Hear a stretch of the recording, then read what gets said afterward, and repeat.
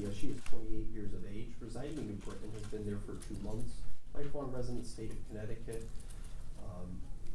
Not currently employed at this time, was looking for warehouse style work, does have high school education and a little bit beyond that as well.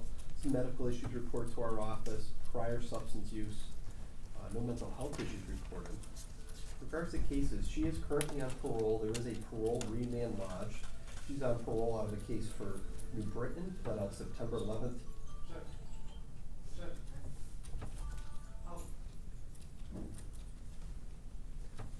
So she pled out in New Britain, September 11th, 2024, risk of injury to a child, 10 years, after 18 months of served with 5 years probation. The parole remand has been lodged. The max date for that parole is April 19th of 2026. That is her only criminal conviction. On this matter, bond was set at $1 million. Bail would recommend at least that bond remain as set for $1 million. Attorney Roper? Your Honor, did review this warrant. Your Honor, given the facts and circumstances of the case, the nature of the charges, and criminal history, the state is going to ask that bond remain as set on the warrant at $1 million. The state would ask for the following non-financial conditions of release. She's to have no contact with Jonathan Nanita or Carla Garcia. She is to have no contact with NG, date of birth April 25th, 2014, JN, date of birth April 2nd, 2021, MN, date of birth September 22nd, 2022, and AN, date of birth January 7th, 2025. We'd ask that she be ordered to cooperate with any DCF investigation and ask that this bond be posted only at court. Okay, and would you be kind enough to provide those initials and dates of birth to the clerk's office? Yes, Your Honor, I have provided them to the clerk's office and a copy to the court monitor. Attorney. Your Honor, I don't have any issues with those conditions of release for the no contact. My concern is the cooperation with DCF, obviously. Yeah, I'm not going to. Okay, thank you. Judge, not a lot of money for bond. The parole will obviously just ask for a reasonable bond. Okay, so with respect to this matter, I'm going to set bond at $1 million, cash or surety. And I'm going to order that you have no contact with those individuals who are identified by Attorney Roper. I am not going to order the cooperation with DCF to the extent that I think that could have an impact on her privilege and self-incrimination. So the court's going to decline to enter that order as a condition of release. Attorney O'Neill? Judge, I think 11/14 would be appropriate. Okay, this matter is continued to November 14th. And if I could have mental health amendments, please. Mental health on. That'll be on the part A docket. Yes, if you transfer your part A for that. Then telephone from here. See, sir. Have a seat. Public defender appointed.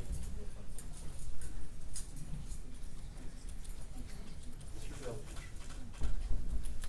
Yes, Your Honor. Ms. Carla Garcia, she is 29 years old, currently resides in New Britain. She is a lifelong resident of the state of Connecticut. Not currently employed. Some high school education reported to our office. No substance use issues, but some mental health issues have been reported. In regards to cases, no pending matters, Your Honor.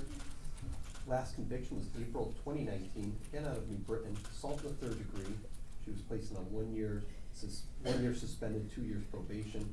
No other criminal record found for Ms. Garcia. In regards to this matter, bond was set at $5 million. That bond appears appropriate. I'd recommend that bond remain as set. Attorney Roper?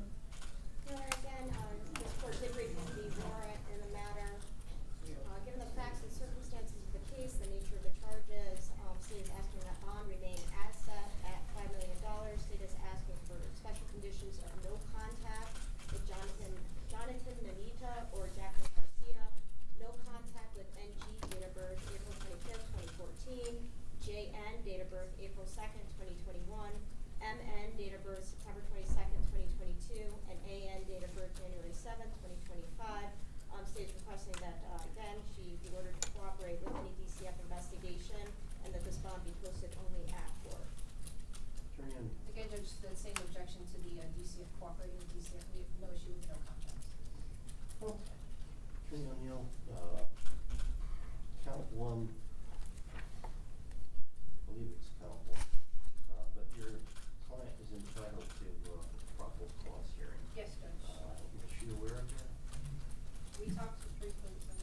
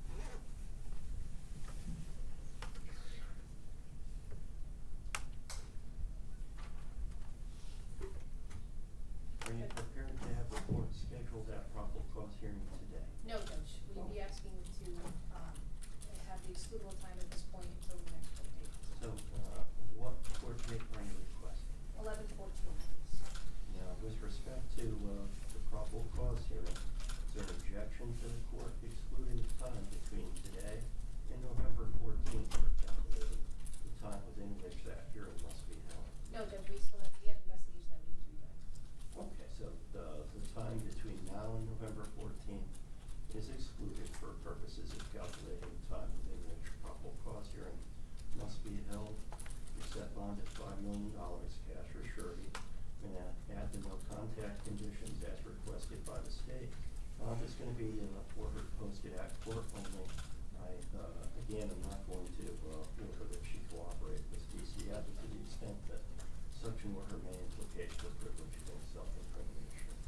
Matters transferred to Part A and continued to November 14th. Thank you, Judge. With the Marshal Commission, can I follow Ms. Garcia? Just give a second. Accusation for assigned counsel, and have just a moment, please. Public defender is appointed when assigned counsel is authorized.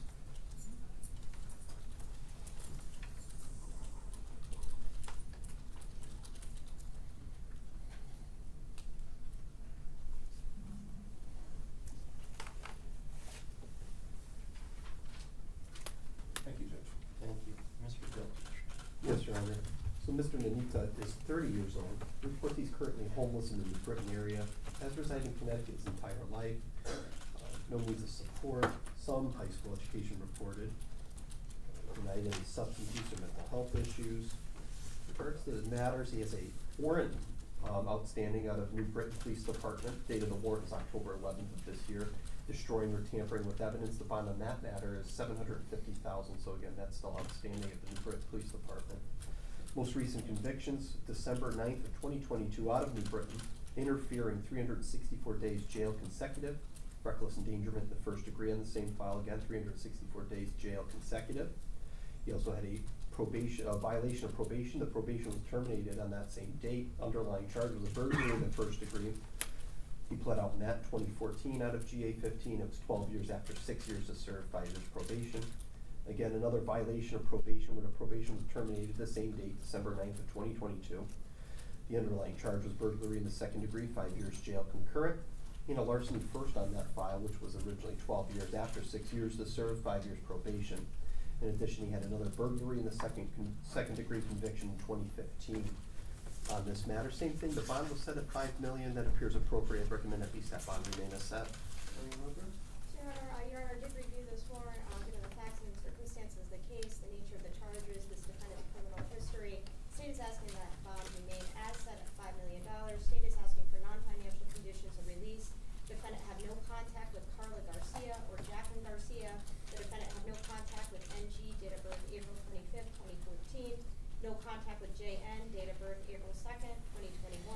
No contact with MN, date of birth September 22nd, 2022. And no contact with AN, date of birth January 7th, 2025. That the defendant be ordered to cooperate with any DCF investigation, and that this bond be posted only at court. Attorney Mullen. He's unemployed, he's homeless right now, he's generally does warehouse work. He has no means to make any kind of a bond. We would ask for reasonable bond be set. I'm going to echo Attorney O'Neill's request that he not be ordered to cooperate with DCF.